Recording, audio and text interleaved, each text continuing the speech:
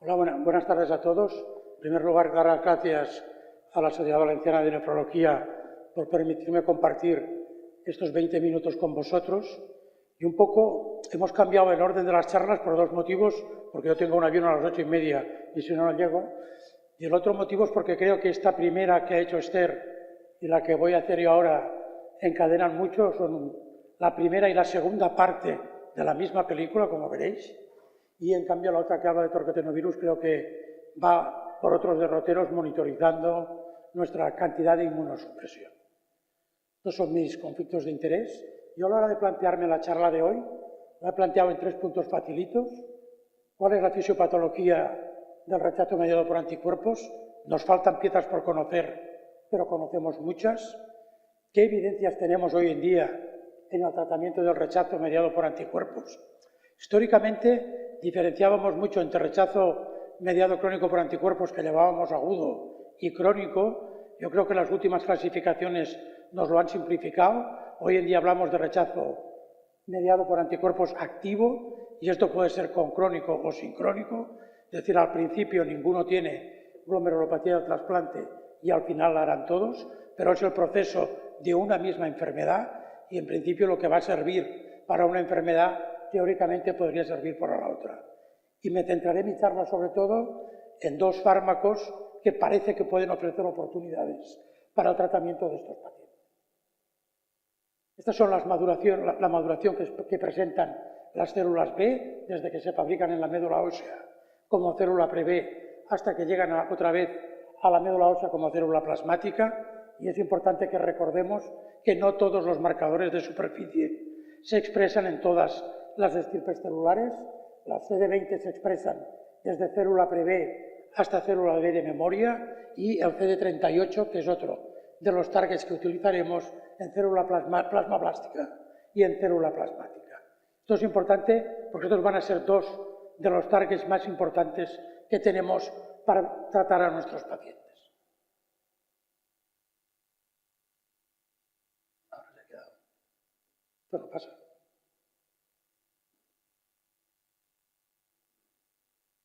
Siempre recuerdo, y esto siempre se lo recuerdo a mis residentes, que en la fisiopatología del rechazo mediado por anticuerpos no es todo la célula B, sino que si no hay célula T, no va a haber rechazo mediado por anticuerpos. Tanto modelos experimentales como modelos animales han demostrado que son necesaria la colaboración de la célula T folicular para que se produzca la estimulación tanto en situación naïf como en situación de memoria de las células B productoras de anticuerpos. Y quizás si alguien quiere revisarse un poco esto en detalle, yo le recomiendo esta editorial de hace poco de Peter Higer y Stanley Jordan, en la que revisa muy bien cuáles son todas las dianas, y yo la utilizaré para centrarnos en las dianas sobre las que podemos actuar. Tanto en la primera etapa, desde que las células que van a producir anticuerpos están madurando, como en la segunda etapa, cuando estos anticuerpos ya se han producido, se van a fijar en la célula endotelial y producirán el daño tisular. ¿Qué evidencias tenemos de lo que realmente funciona? Porque realmente el área del rechazo mediado por anticuerpos es de las áreas que más carece de buenos ensayos clínicos. De hecho, si revisamos las guías de la TTS, pues nos dicen que el Standard of Care se basa básicamente en recambios plasmáticos y inmunoglobulinas endovenosas. Y prácticamente no hay ensayos clínicos que lo demuestren. Solo hay un ensayo clínico bien hecho por un grupo austríaco que randomizó pacientes a inmunoabsorción o no inmunoabsorción, y después de que la rama de no inmunoabsorción perdieron 4 riñones, decidieron que el quinto ya había que tratarlo con inmunoabsorción. Pero eran pacientes con prueba cruzada por citometría positiva. Y claro, hacer un trasplante con citometría positiva y no hacer nada, eso ya parece que era muy fuerte. Respecto a la bondad de rituximab, muchísimas dudas. El ensayo Rituxera no lo voy a recordar ahora, pero arroja más dudas y más sombras que luces. Y para el rechazo crónico mediado por anticuerpo, las guías sugieren inmunoglobulinas endovenosas, que daño seguro que no hacen. Si hacen mucho bien, tampoco hay ningún ensayo que lo haya testado bien. Yo siempre digo que tuve el privilegio de hacer el primer ensayo a nivel internacional de tratamiento del rechazo crónico mediado por anticuerpos. Gracias a una beca del Ministerio de Sanidad nos juntamos 7 centros españoles y nos costó una enormidad reclutar estos 25 pacientes que randomizamos 13 a placebo y 12 a tratamiento con inmunoglobulinas y rituximab, un ciclo de inmunoglobulinas endovenosas de medio gramo kilo 4 veces y una dosis de rituximab, y las 2 ramas de tratamiento eran iguales porque era randomizado. Pudimos confirmar, como pone en el prospecto, que rituximab deflexiona linfocitos B, pero no vimos ningún beneficio ni en cuanto a función renal, ni en cuanto a evolución de la proteinuria, ni en cuanto a evolución del DSA inmunodominante. Con lo cual parece, aunque la N no era la que pretendíamos reclutar 50 pacientes, parece que con estos 25 pacientes no estaba justificado ampliar el ensayo porque no había ningún asomo de beneficio. Los pacientes tenían biopsia pre y biopsia de control al finalizar el ensayo y no había habido ningún cambio en cuanto a la inflamación de la microcirculación. Para no cansaros, aprovecho esta revisión de Joana Sellarés, que hizo en el grupo Prometeo para Nefrología al Día, donde revisó extensamente todos los ensayos que había en aquel momento, y bortezomib tampoco en el ensayo que lideraron los austríacos ofrecía ninguna ventaja y encima se acompañaba de bastante toxicidad gastrointestinal y hematológica. Por lo tanto, parecía que con lo que teníamos hasta hace 4 o 5 años no nos estábamos saliendo demasiado bien, y en los últimos 4 o 5 años han salido nuevas aproximaciones que yo creo que algunas de ellas sí nos van a ayudar. Un abordaje que está poco explorado es utilizar otros anti-CD20. Hay un trabajo muy antiguo del grupo de Lyon que demostraba que cuando tú das anticuerpos anti-CD20, rituximab, deflexionas muy bien de linfocitos B la sangre periférica, pero no deflexionas de los órganos linfoides secundarios ni mucho menos los terciarios, es decir, los agregados linfoides que hay en el riñón. Han salido nuevos anticuerpos anti-CD20 como obinutuzumab, que tiene más dianas terapéuticas distintas que rituximab y que parece, en este trabajo de pacientes incluidos en lista de espera, en que esta deflexión de linfocitos se produce en sangre periférica, y si os fijáis aquí, esta es la biopsia del ganglio que sacaban al momento del trasplante en los tratados. Fijaos que la cantidad de linfocitos B se ha deflexionado mucho en órganos linfoides secundarios respecto a los pacientes que no lo habían recibido. No hay ningún ensayo clínico que yo sepa con este fármaco dirigido a tratamiento de rechazo mediado por anticuerpos. Quizá durante 2018-2023 la mayor parte pensamos que uno de los grandes fármacos que nos iban a ayudar iban a ser los que bloquean la señal interleuquina 6 y su receptor, y realmente el primer ensayo que salió publicado en 2021, otra vez liderado por el grupo austríaco, el grupo de Viena hace muchos trasplantes con prueba cruzada positiva, y como hacen tantos trasplantes con prueba cruzada positiva, luego tienen un montón de pacientes para incluir en ensayos clínicos para ver si pueden revertir las lesiones que están observando. Y realmente en este ensayo de fase 2 los resultados eran muy prometedores. El grupo en tratamiento, en la línea en roja, presentaban un menor declinar de la función renal que el grupo placebo, y esto además se acompañaba de una reducción del DSA inmunodominante y se acompañaba en las biopsias de protocolo de menos señal de rechazo mediado por anticuerpos. Con esto se pusieron en marcha los ensayos clínicos fase 3. Como a mí me gusta leer y lo que leo me gusta probarlo en mis pacientes porque no les estoy haciendo nada, nosotros tratamos un pequeño grupo de 5 pacientes que tenían rechazo mediado por anticuerpos crónico con tocilizumab 8 miligramos kilo durante 6 meses. La verdad es que los resultados fueron súper decepcionantes. Les hacíamos biopsia antes del rechazo mediado por anticuerpos, hacíamos standard of care, nueva biopsia, si persistía el rechazo, tocilizumab 6 meses y nueva biopsia. La verdad que si os fijáis en los resultados de la inflamación de la microcirculación en nuestro estudio, antes y después del tratamiento, no hay ningún cambio. En los trabajos realizados por otros autores tampoco hay cambios demasiado relevantes. Como nuestra serie era pequeña y los resultados eran negativos, solo la pude publicar en nefrología porque en revistas internacionales nadie me la quiso. La verdad es que yo me quedé un poco decepcionado porque yo tenía la sensación que aquello no servía para nada. Así todo, siempre intentando aprender, participamos del ensayo Imagine. Como sabéis, el ensayo Imagine es un ensayo muy grande, incluyó 300 pacientes, tratamiento con clazakizumab 5 años, tocilizumab y clazakizumab, uno actúa sobre IL-6, el otro sobre IL-6 receptor, son las dos caras de la misma moneda, y este ensayo, que realmente ha costado mucho de poner en marcha, se finalizó al año del seguimiento por falta de eficacia. Hay otro ensayo que se ha puesto en marcha. Este no es promovido por la industria, es promovido por investigadores, por un grupo sueco. Nos han invitado a varios centros españoles a participar. Yo estoy dudando si participar y probablemente no participaremos, y los resultados todavía no se tienen. Es con tocilizumab y el diseño es parecido, como que la N va a ser mucho menor. En lugar de utilizar un endpoint duro, como utilizaba este ensayo, que era mortalidad, pérdida del injerto o pérdida de función de más del 50%, estos se van a centrar solo en el slope, en la caída del filtrado glomerular. De todas maneras, la señal parece que es inefectiva, pero uno se consulta, siempre tiene pacientes que le hacen bailar la cabeza. Este es un chico de 22 años que se trasplantó no en nuestro hospital, sino en el infantil. De hecho, a mí me llamaron del infantil para ver cómo se podía hacer. Yo les propuse, era un chico con unas válvulas de uretra, había recibido un primer trasplante en 2017 en otro centro de Cataluña, que perdió rápidamente por un rechazo mixto, se quedó hipersensibilizado al 100%, y en aquel momento en el otro centro no sabían qué hacer con él, y el chico cambió de centro y yo les planteé pues, lo que sabía hacer: inmunoabsorción, inmunoglobulinas y rituximab.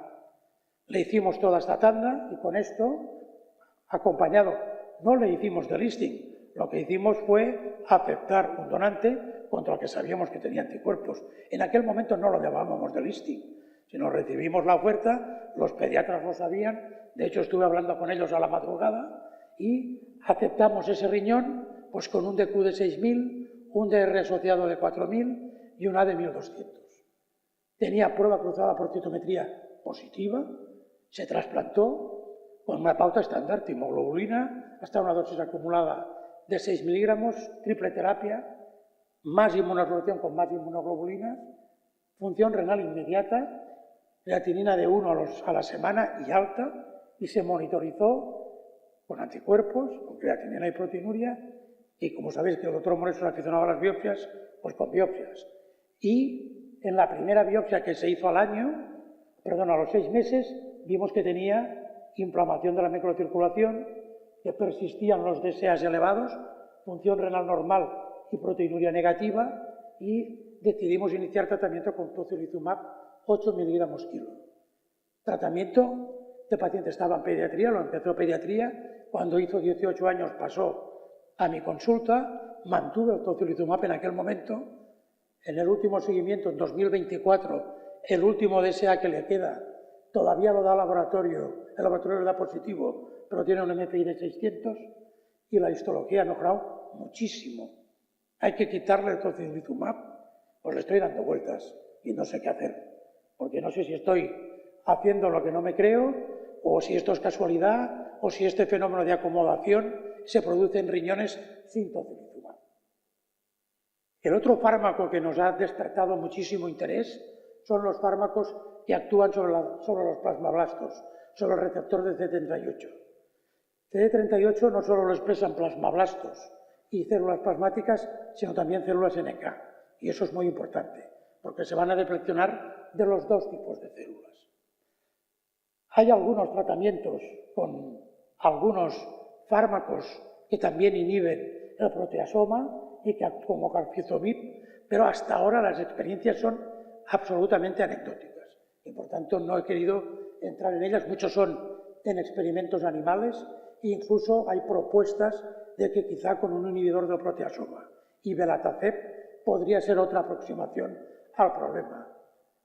Un poco enlazando con la charla de mi compañera de antes, un buen lugar para probar la eficacia de estos fármacos son en los tratamientos de desensibilización. Lo que funcione para desensibilizar, en teoría, tendría que funcionar para el rechazo mediado por anticuerpos, porque el malo es el mismo, que es el anticuerpo. Quizá uno de los tratamientos que en los últimos 2 o 3 años más en boga está entrando son los anticuerpos monoclonales contra CD38. Esta es la primera experiencia que salió publicada hace un par de años con daratumumab. Realmente, con una sola dosis tienen unos resultados excelentes, negativizan prácticamente todos los pacientes los DSAs y, a la derecha, negativizan la prueba por citometría de flujo que la han podido realizar pre y post en un par de pacientes. No acompañan de histología y biopsias de protocolo. Y probablemente todos habéis leído este New England reciente de finales del año pasado, en el que se demostraba en este ensayo de fase 2 la bondad de felzartamab, un anticuerpo monoclonal contra CD38, administrado en pacientes con lo que ellos llaman late rejection a partir de los 6 meses, y les daban 16 miligramos kilo por dosis para un total de 9 dosis durante 6 meses.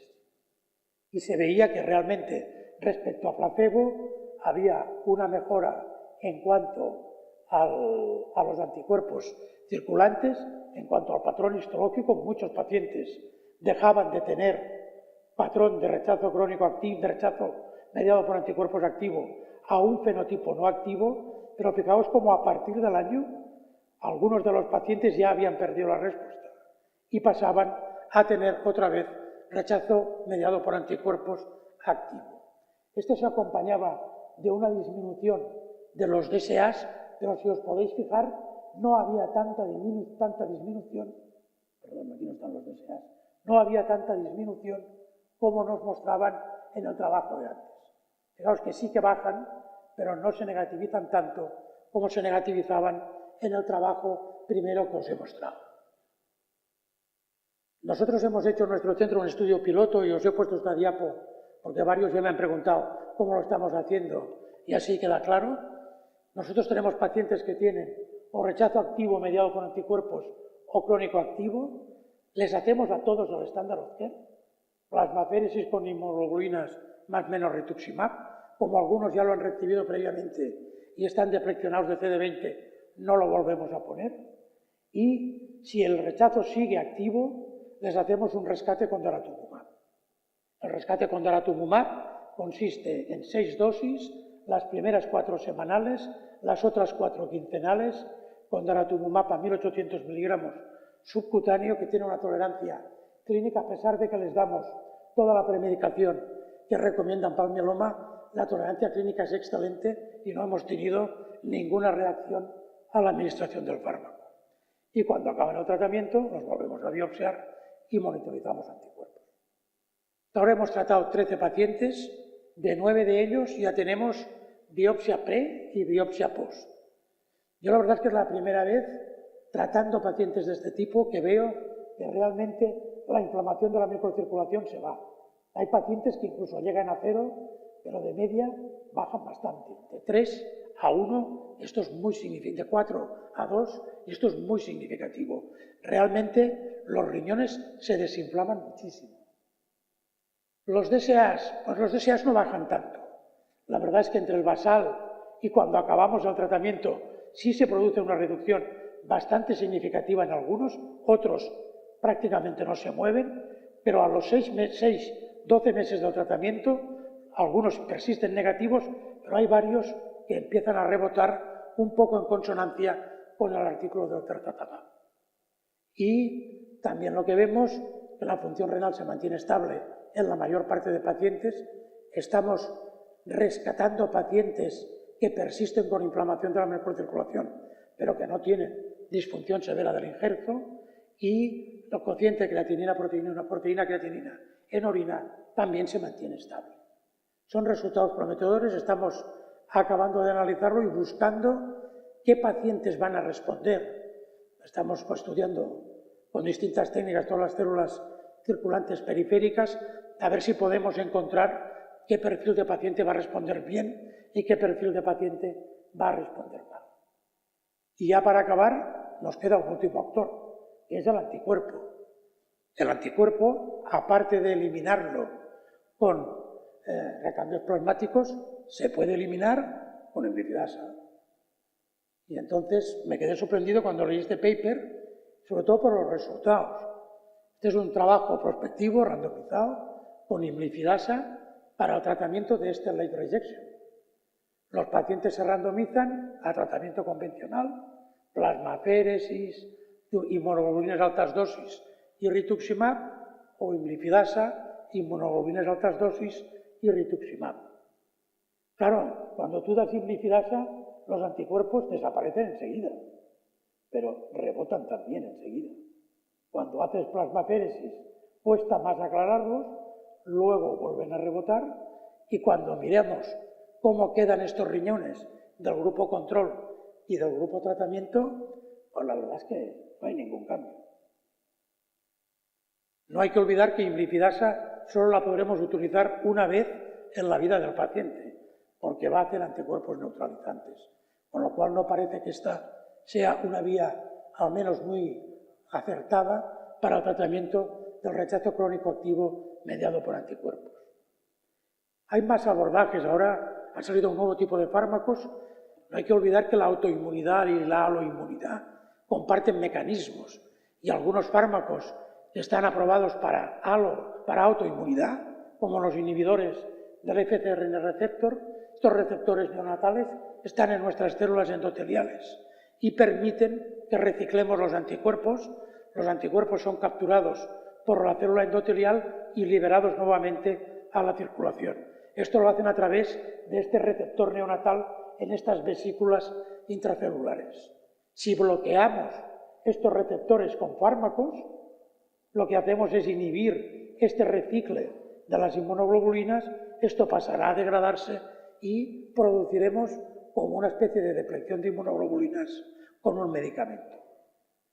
De momento hay uno que ya está aprobado, te lo diré mañana, efgartigimod, está aprobado para una enfermedad autoinmune neurológica y se ha puesto en marcha el primer ensayo de fase 2 en trasplante renal con este medicamento. Nosotros incluimos al primer paciente la semana pasada y en un futuro ya os contaré cómo van, porque todavía no tengo ninguna experiencia, aunque en las enfermedades neurológicas la tolerancia parece que es muy buena. De hecho, lo que hace este fármaco es producir hipogamaglobulinemia. Les van a bajar las IgGs y, como digo yo siempre, las buenas y las malas.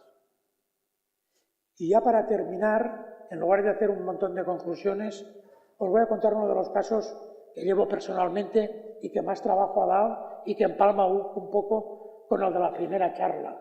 Este es un hombre de 57 años, con un CPRA del 100%, 9 años en lista de espera para un tercer trasplante.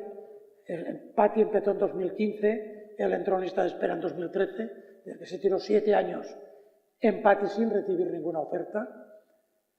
Nosotros intentamos que nuestros pacientes continuamente entren en ensayos. Había un ensayo con isatuximab. Isatuximab es un anti-CD38. La verdad es que los resultados del ensayo están publicados. Y aunque no son excelentes, sí que se ve que bajan un poco los anticuerpos. Este paciente participó del ensayo. Quedó al 100%, pero si lo hacemos con 2 decimales, bajó 2 de 99,96 me parece a 99,82 o algo por el estilo, como que no le llegaba ninguna oferta y el paciente estaba desesperado. Y su médico también. Le hice rituximab y inmunoabsorción volviendo a lo clásico sin que le saliera ninguna oferta, y cuando llegó el trial de imlifidasa lo incluí en el trial de imlifidasa. Le hicimos el delisting y le llegó la oferta. Cuando le llegó la oferta, pues el crossmatch por citometría fue negativo, con lo cual se trasplantó a lo clásico sin imlifidasa. Cirugía complicada porque era un tercer trasplante, hubo que quitar el primero, era un paciente bastante calcificado porque llevaba muchos años de enfermedad renal y hizo necrosis tubular, pero más que nada relacionada con una isquemia caliente prolongada porque el implante del riñón fue muy complejo. Empezó a orinar, a las 3 semanas deterioro de función renal y lo que tenía en la biopsia era un rechazo mediado por anticuerpos, CD4 positivo, muy positivo. Se rescató con eculizumab, más plasmaféresis y más inmunoglobulinas. Con esto la función renal, que se había deteriorado, volvió a mejorar y se ha quedado a largo plazo con creatininas entre 1,2 y 1,5, prácticamente sin proteinuria. Pero insisto, yo no quiero solo ver la creatinina y la proteinuria, porque estos pacientes, cuando empieza a aumentar la proteinuria, ya tendrán glomerulopatía del trasplante. Y en las biopsias de protocolo, lo que veíamos es que había inflamación de la microcirculación. Y se incluyó, es uno de los pacientes que recibió tratamiento con daratumumab que nos ha permitido reducir la inflamación de la microcirculación, negativizar del todo C4D, mantener función estable.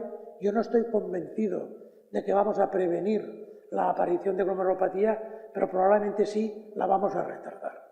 Y esto es todo. Muchas gracias por vuestra atención.